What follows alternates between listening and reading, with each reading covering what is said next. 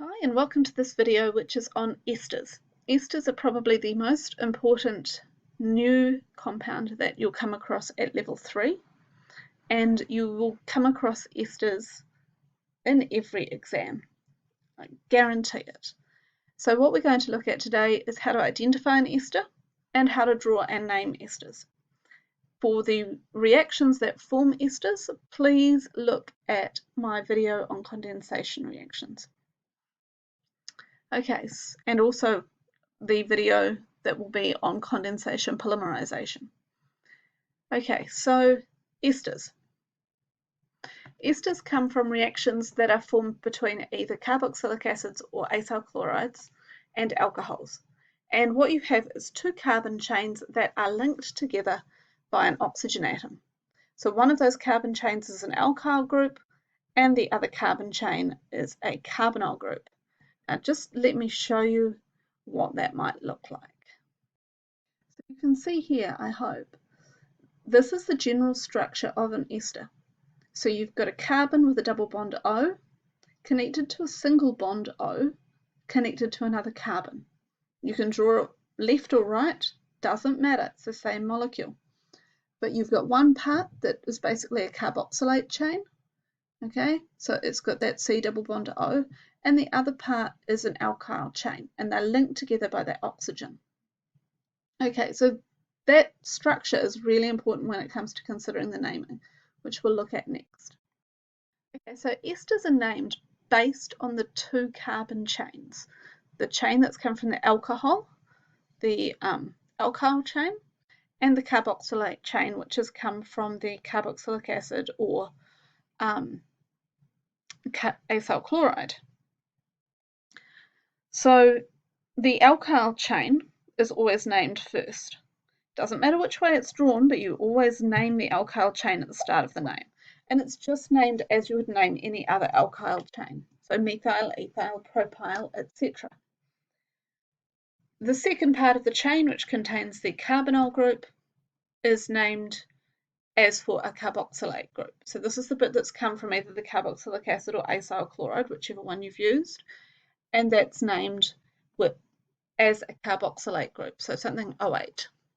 So for example, down the bottom, the example is an ester formed from propanol and methanoic acid, methanol chloride, would be called propyl methanoate. And I'm just going to draw that so you can see what it would look like. Okay, so here we have propyl methanoate, as promised. So on the left-hand side is the 3-carbon chain, which would always be called a propyl group. So if it came off a main chain, it'd be propyl. The other end of it is effectively methanoic acid without the H on there, which would make it a methanoate ion if you were looking at it as a carboxylate salt. So you put them together and you have propyl methanoate. Now let's have a look at some other examples of how to name these things. If you have a look at this example, this is a pretty common ester, and the first thing you always want to look for is what are the two chains. So let's just break it up for a second. We have these two parts in our molecule, right? And as soon as you draw that box around it, however you want to split it up, it becomes quite obvious how long each carbon chain is. So the first thing you want to do is find the bit that doesn't have the double bond O in it, figure out how long it is. I think you can see here that's the bit I've underlined, and it's clearly 2 carbons long. So 2 carbons, we're going to call that ethyl, just as we normally do. Then we look at the bit that has the carboxylic acid group, or the carbonyl group on there, the double bond O. How many carbons are there in that part? There's 2 of those as well. So that's going to become ethanoate. Ethyl ethanoate. This is one that most of you will be familiar with. You'll have some of it in your bathroom. Its common name is ethyl acetate, but you don't need to know that. And you'll find it in your bottles of nail polish remover. All right, let me show you another example in a moment. You'll often see them drawn like this. where the carbon with the oxygens on it generally is shown with sort of that 120 degree bond angle thing going on. That's quite common, so just be aware of those. Again though, you're going to look at this two parts of the molecule. You've got the carbon chain that's connected to the single bond oxygen, and you've got the carbon chain that's connected to the double bond oxygen. And so you can see down here, this is the single bond oxygen end, and there are 3 carbons to it. So that's going to be propyl, and then up here, this is your double bond oxygen chain. It's got 4 carbons, so that's going to be butanoate. Propyl, butanoate, because you've got 3 carbons here.